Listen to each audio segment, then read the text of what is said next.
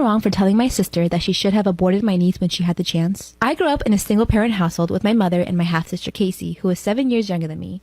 My mother struggled with drug abuse for the majority of her life, and as a result, I have no clue who my father is. Casey's father was also heavily into drugs and only stuck around for 3 years. I basically raised Casey because when my mom wasn't at work, she was either gone for days on end, holed up in her bedroom/bathroom doing drugs with whoever her boyfriend was at the time. I am now 31 and have no desire to have children after spending much of my youth caring for Casey. Casey unfortunately followed in my mother's footsteps in that she began excessively drinking, smoking, partying, etc. She enrolled in a university that's known for being a party school, but dropped out during her first year after getting pregnant with my niece. 14 weeks into Casey's pregnancy, we learned that the baby would likely be born with intellectual and physical disabilities. I am pro-choice and discussed abortion as an option with Casey, who at the time refused and assured me that she would love her baby no matter what disability she was born with. My niece is now 4 years old and is nonverbal with pretty severe cognitive delays and motor/sensory issues. My mother has been sober for about 5 years and has since come around to help out Casey with my niece. She feels bad about our poor upbringing and as a result enables Casey to continue partying and being an irresponsible parent. Casey is hardly ever around while my mother is left alone with my niece. She's pretty much become my niece's 24/7 caretaker. Both my mom and sister have asked that I help babysit from time to time, but I politely declined because I know nothing about caring for special needs children. Recently I learned that my mother is planning to move a few states away as her boyfriend would like to be closer to his family, meaning she will no longer be able to help take care of my niece. Now Casey has asked that I become my niece's godmother and that I move back to our hometown and in with her to help out. I declined because I know that what she really means is that she would like me to become my niece's primary caretaker. She then asked for me to compromise by having me pay for a home caretaker and for assisted living for when my niece turns 18. Again, I refused. My husband and I both have well-paying jobs, so technically we could afford it, but I'm sick of everyone rewarding Casey for her poor choices. This resulted in a screaming match between her and I, where in the heat of the moment, I told Casey that she should have gotten an abortion if she knew she was unwilling to step up and be a mother to a child with special needs. Now I am receiving daily texts from both her and my mother stating how terrible of a person I am and that if I truly cared about our family that I would help out. So, am I wrong here? Call CPS. That's my 2 cents. CPS.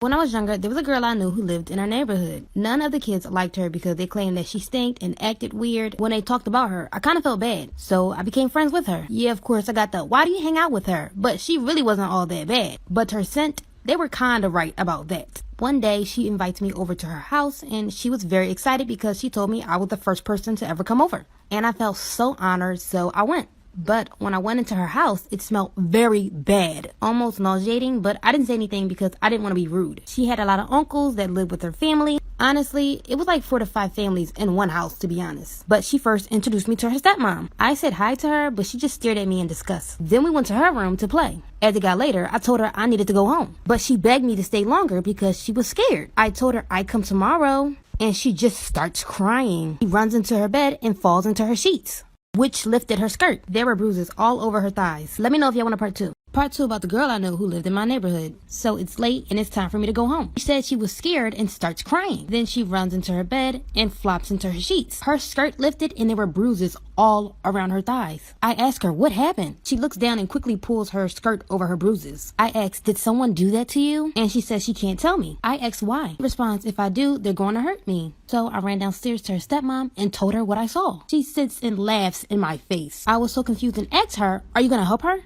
And she tells me that little hoe can help herself and that I actually should be going home. So I went into the living room where her uncles were and told them. One of them had said, that's why that girl don't need to be bringing random folks into the house, and runs upstairs to her room. One of the other uncles asks, you want to get popped? I shook my head in fear and said no. And he yells at me, telling me to go home. From there, I ran home and never came back. And after that day, she never came back outside. It's been 7 years. To this day, I wonder what happened to her.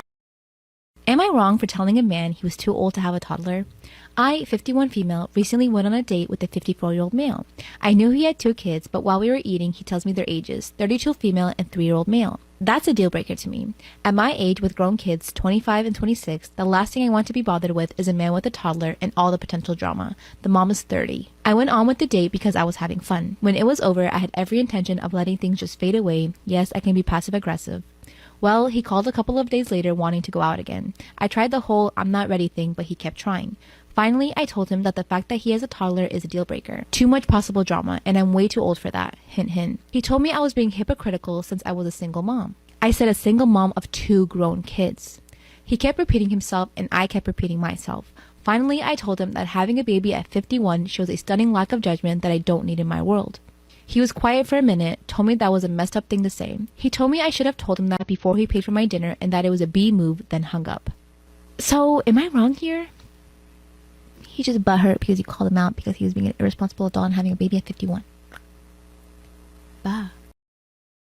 Storytime about how my boyfriend found out that I was cheating on him with his best friend. So a little background information. We're gonna call my boyfriend Tyler. Tyler and I had been dating since he was 16 and I was 13. And now it was my freshman year in high school and his senior year. And we're gonna call his best friend Jaden. Now there was one really big problem with Tyler and I's relationship. I was pretty much dating Jaden too. Now if you don't get what I mean by that, Jaden was there for literally every single thing that we did in our relationship. Anytime I would invite Tyler over, guess who was walking in right behind him? Jaden. Anytime that Tyler and I went on dates, guess who was there? Jaden. And there wouldn't even be another girl there. He would literally just third wheel on our dates. And I talked to Tyler about it before and he's like, well, I don't know what you want me to do. He's my best friend. So fast forward, the one day Tyler and Jaden are both over my house, like for part 2.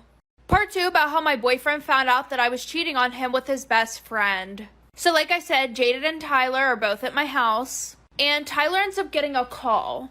And it was his mom telling him that his brother had just passed away. So Tyler told Jaden that he needed to find a ride home, and after that Tyler left immediately. Now me, I do not know what the hell to do. Because Jaden and I had never been left alone before, and it wasn't really because Tyler didn't trust us. It was more of though we didn't really have a reason to be alone together. So that night he was supposed to wait for my parents to get home so that way they could drive him. But I ended up getting him an Uber because he said that he liked me and I did not know what to do. Fast forward, while my boyfriend is in the grieving stages, I was messing with his best friend behind his back. And the one day he had walked in on us doing spicy things. And after, he had his whole family posting things about me on Facebook saying that I was a whore and everything. When I was 24, me and my sister moved into an apartment together.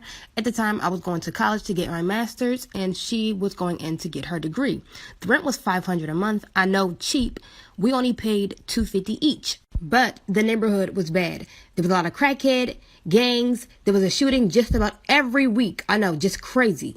Anyways, one day in the middle of the night, we get a hard banging on our door, and it's a lady calling out for help. When I opened it, she had a black eye, she was bruised up, and her forehead was bleeding. I asked what's going on, and she replied her boyfriend is trying to kick her and her kids out of their place. She explained she has a 1-year-old and a 5-year-old, and her boyfriend is throwing all of their things out. So I walked over back to her apartment, which was 2 floors down. When we finally reached the apartment, the whole apartment was on fire. She screamed and said her babies were in there. Come back for part 2. This is part 2 of how my neighbor's boyfriend set her apartment on fire with her children inside. If you didn't watch part 1, go watch that so you can understand this part. So, like I said, the apartment was on fire and she was screaming about her kids. And she tried to run in and get her kids, but I stopped her because there was no way she and her kids were going to make it out alive. Few seconds later, her boyfriend walks up and says, "Let her go." And she runs over to him and swings on him a couple times and says, "What did you do? Get them out." And he replied, "I told you to leave, right?" She falls to her knees, and at that point, she just stops crying. So I run upstairs calling for help, telling everyone to get out and call the fire department. The fire starts to quickly spread, and everyone is coming out of their apartments. When I went back to the area where the lady was, her boyfriend disappeared, and I picked her up from off the ground. I brung her into the parking lot where everyone else was. After 20 minutes, the fire department finally shows up. Come back for part 3. This is part 3 of how my neighbor's boyfriend set her apartment on fire with her children inside. So, like I said, the fire department finally shows up after 20 minutes. I told them there were kids inside, and they went up to find them. They put the fire out right after a firefighter came up to me and said there was no one in there.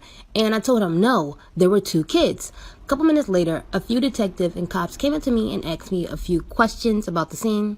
Asking things like if I know who started it and about my neighbors. A couple minutes later, there was an old man, which I found out was one of my neighbors. He came from the side of the apartment complex screaming that there was a little boy on his back, lying on the ground saying that he couldn't move. So quickly, the detectives go over to where my neighbor said the boy was. I'm running out of time. Part 4 will be up soon. This is part 4 of how my neighbor's boyfriend set her apartment on fire with her children inside. After one of my neighbors claimed they saw a little boy on the ground in the back of the apartment complex, and the boy's arm was pillows wrapped up in a comforter. When the detective got the paramedics to pick the boy up, they took the comforter he had and they opened it, and inside was a baby.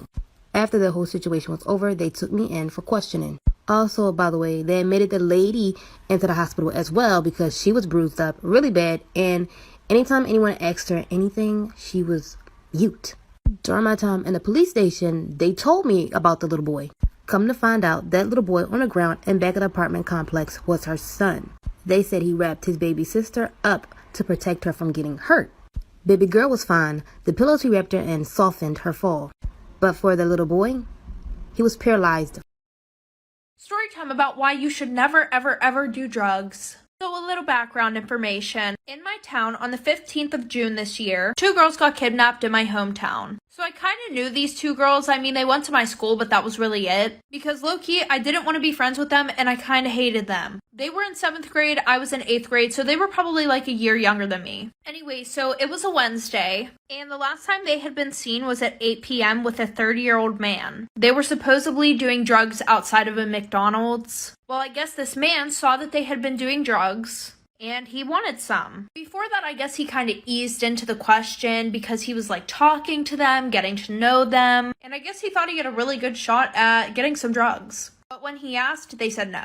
So then he asked a few more times and they finally gave them to him, but whenever they got closer, he grabbed both of them, put him in his van, and drove off. And he hid them in his house. Like for part 2. Part 2 of why you should never, ever, ever do drugs. So like I said, he asked for them again, and finally the girls decided to give him some. But when they got closer, he grabbed both of them and shoved them in his van, drove off.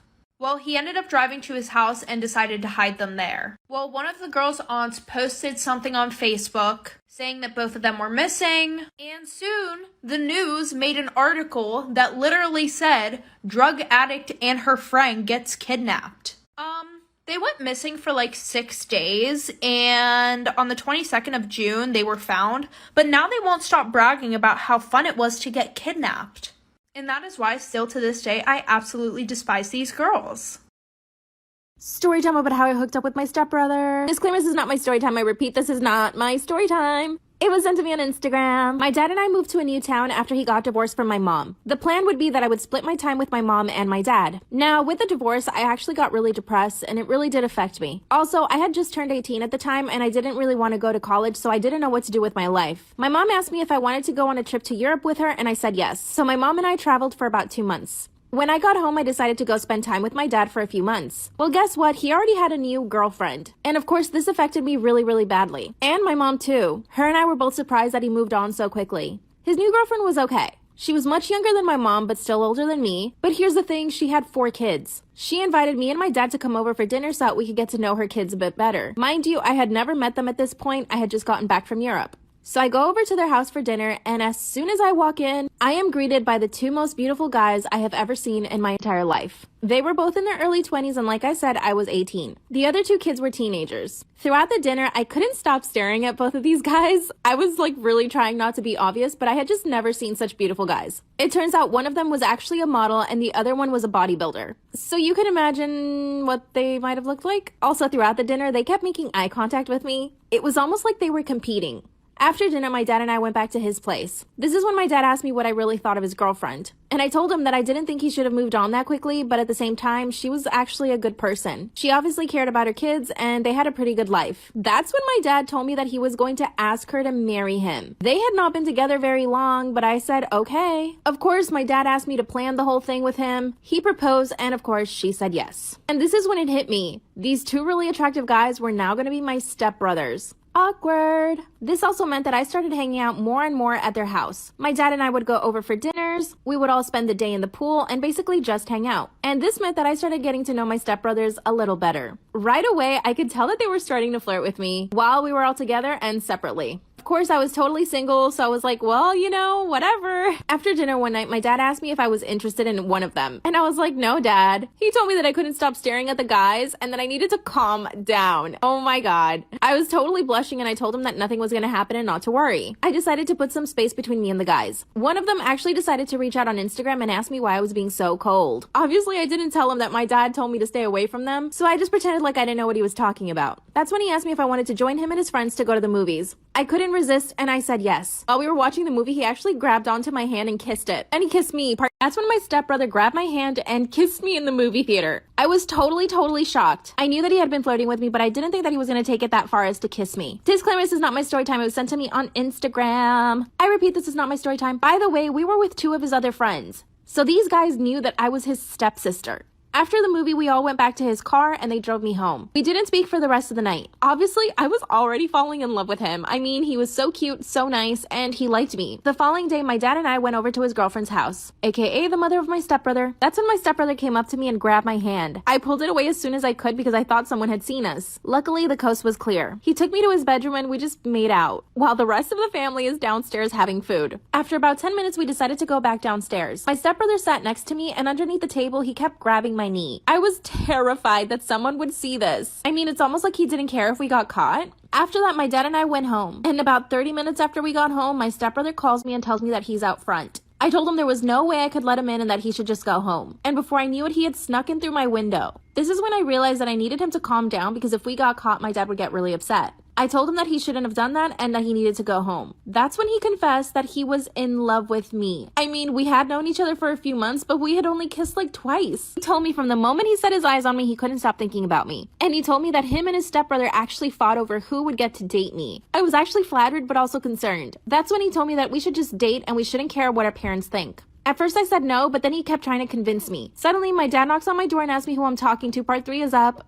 As my stepbrother is confessing to me that he's in love with me, my dad knocks on the door. My stomach sank really quick. Disclaimer, this is not my story time. It was sent to me on Instagram. I repeat, this is not my story time. My dad knocks on the door and asks me who I'm talking to. That's when my stepbrother runs into my closet and just hides. I opened the door and explained to my dad that I was on the phone with a friend. He said okay and just left. But I could tell that he was suspicious. I let my stepbrother out of the closet and told him to leave. That's when he said that he wanted to stay over. Oh my God, I could have just died at that moment. That's when my dad opens the door and catches him. That's when my dad chased him around the house and told him to leave.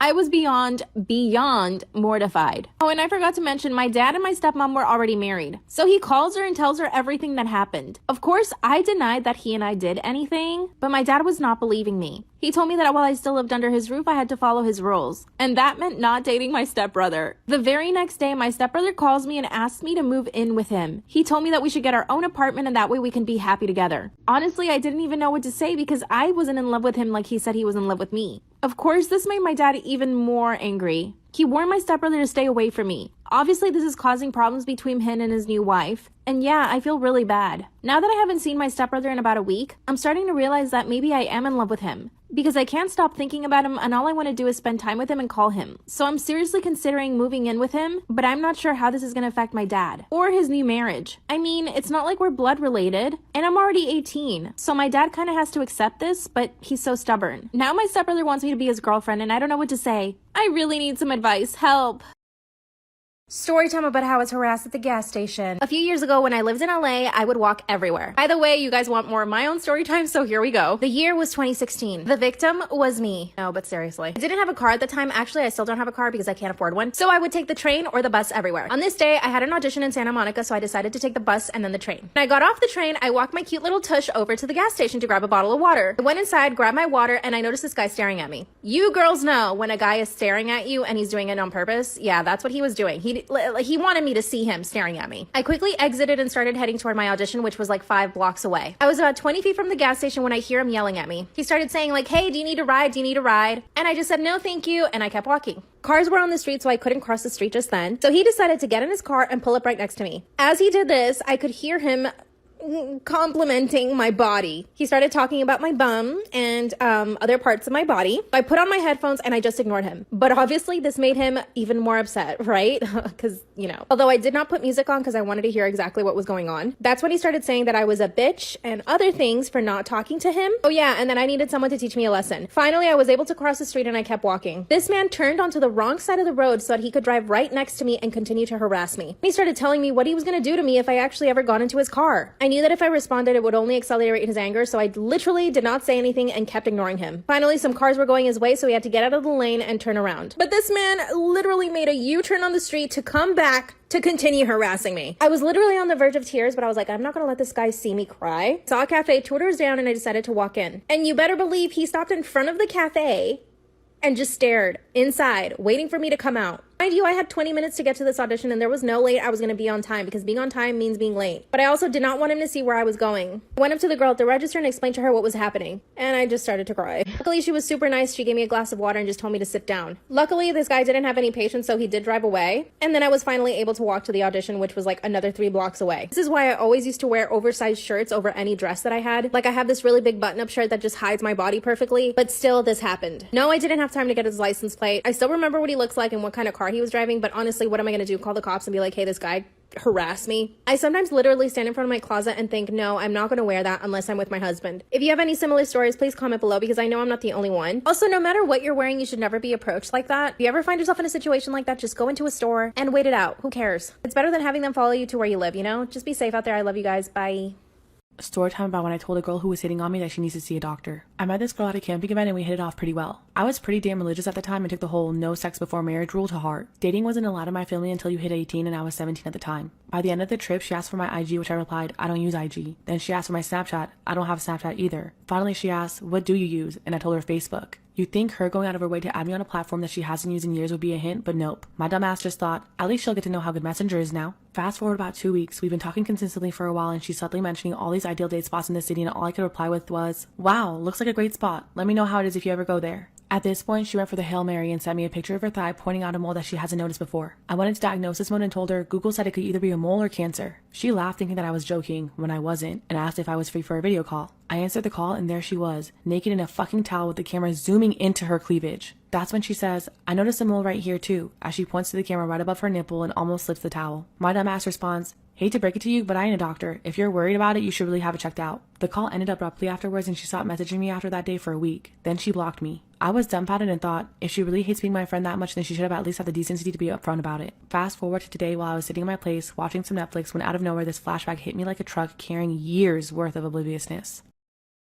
I live in California and recently returned to working in person. My job hours have recently been erratic because of this. Yesterday, I got out of work around 8 p.m. and was too tired to make myself dinner. I figured I'd stop at a restaurant for dinner, which would also help a local business that's had a tough year. I got to the restaurant a bit after 8:30, but I had looked it up beforehand and knew it was open till 9, which I thought wouldn't be a problem. However, as soon as I sat down, the waitress was clearly rushing me and actually told me not to order a burger because they've already shut down the grill. I informed her that the restaurant's posted hours were until 9 p.m. and it wasn't my fault that they were shutting down before that. She gave me a bunch of attitude but then shrieked, fine, before storming off. The burger took a long time to make, probably because they shut the grill down too early and I didn't get it until after 9. While I was eating, the waitress was constantly hovering me, which I didn't appreciate after a long day's work. By the time I was finished and paid, it was around 9:25. I thought the waitress was rude and inconsiderate, so I didn't tip her. I paid for good service, not to be berated. After all of this, the waitress confronted me while I was walking to my car and kept calling me an a-hole. I feel like this further justified me not leaving a tip, but some folks at my work today actually took her side. Shouldn't a restaurant's posted hours mean they welcome customers before then? Shouldn't going on a tirade against a customer mean you don't get a tip? Am I the asshole for not leaving a tip after getting horrible service?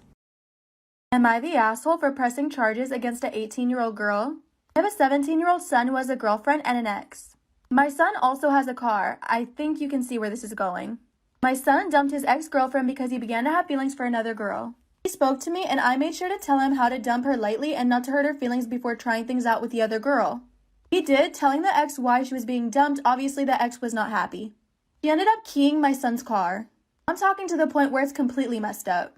She carved my son's new girlfriend's name onto the doors and called her the S word. She also drew a man with a very small eggplant and labeled it my son's name. She also broke one of the windows and poured a soft drink into it. I came home as she was pouring in the soft drink and immediately called the cops. The ex got arrested and had to pay bail. I'm feeling like pressing charges because it's my son's first car and we don't want to spend so much money on a new car. The ex's mother came to my house and was full on screaming at me. She said that I was a monster for calling the cops on a woman of color. And she also stated that my son cheated and deserved to have his car ruined. I really don't feel bad in the slightest for pressing charges and ruining her life. She is acting really irrational. Am I the asshole for pressing charges against an 18-year-old girl? Am I the asshole for barking at my ex? For some background, Ezra, my ex, male 40-ish, and I, female 36, split in 2018. After 6 months in the relationship, he started to show some red flags. I ran for the hills, got over him, found my person, and I'm overall happy in life. That's now. Then I focused on work, him on his new girlfriend that lasted maybe 8 months. Their breakup also started the calls. First for support, but they soon evolved into complaining sessions I just wasn't in the mood for. It got so bad that I had to block him, and then the emails started coming. I blocked him there too. In the meantime, I moved in with my man 2 blocks away from my best friend and within a mile from Ezra's baby mama's place. I was on my way home from my BFFs and had a lovely night. Was all tipsy and happy, headphones in, and walking dancing through the streets. And all of a sudden, a wild Ezra appeared with a kid 13 in tow. Since I didn't hear him calling me, he decided to rip one of my headphones and started yelling this and that. Basically rubbish about how I ruined his last relationship, which I never even met the girl, so witchcraft it is. And how I'm a huge B-word. Well, I started barking. And kept barking, rising the volume to match his. People were staring, but I was too tipsy to care. Lucky for him, a clever boy, he got quiet quickly, looked around, and left. Eureka, something works. Since then, every time Ezra bothers me in public, I just bark at him loudly till he runs away.